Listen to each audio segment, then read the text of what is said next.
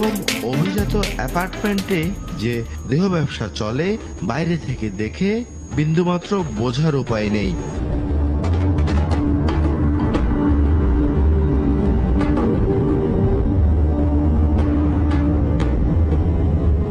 অভিযোগ আছে উত্তরার এই বাড়িতে কলেজ পড়ুয়া মেয়েরা নিয়মিত আসেন, যাদের খদ্দের প্রতিষ্ঠিত ব্যবসায়ী, উচ্চপদস্থ সরকারি বেসরকারি কর্মকর্তা কিংবা বকে যাওয়া ধনী দুলালরা।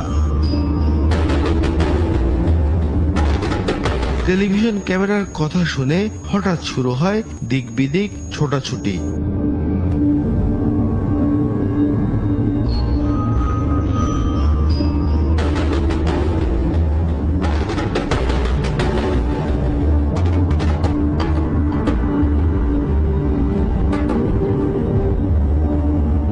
উত্তরার পাশে খিলক্ষেতেও বেশ কিছু বাড়িতে চলে এমন অনৈতিক কাজ। রাজধানীর ঐতিহ্যবাহী কলেজের এক শ্রেণীর মেয়েদের আনাগোনা আছে এ বাসায়। এদের কেউ বিলাসী জীবন, কেউ বা পেটের তাড়নায়, কেউ আবার কেবল জীবন উপভোগের নামে জড়িয়ে পড়ছেন অনৈতিক কাজে।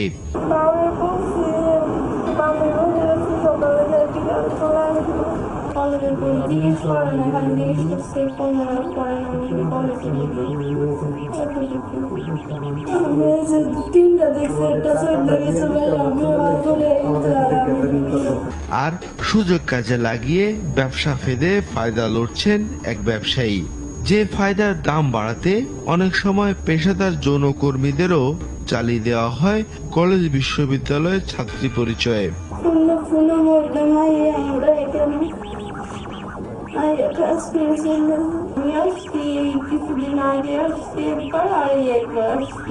আশ্চর্যের বিষয় হচ্ছে সব জেনেও উচ্চবাচ্য নেই বাড়িওয়ালার।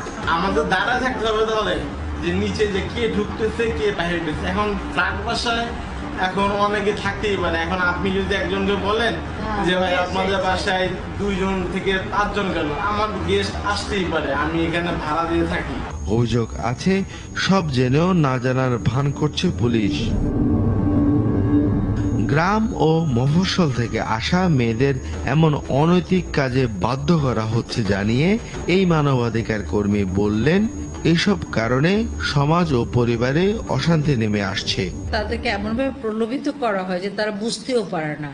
যেমন ধরেন তারা যখন মফস্বল থেকে নতুন আসে তখন তার সিনিয়র লেভেলে যারা দালাল আছে মহিলা, তখন তারা তাদেরকে এমনভাবে মিশে যায় ওদের, তখন স্বাভাবিকভাবে মনে করে আমার সিনিয়র আপা আমাকে খুব ভালোবাসে। এই যে ট্র্যাপের মধ্যে পড়ার পর তাদের ছবি তোলা হয়, তাদের সমস্ত কিছু রাখা হয়। একটা সময় যখন তারা বুঝতে পারে এবং তারা সরে আসতে চায়, তখন তাদেরকে ফোর্স করে যে তুমি যদি এখন না যাও তাহলে তোমার ছবিগুলো আছে তোমাদের বাড়িতে পাঠানো হবে।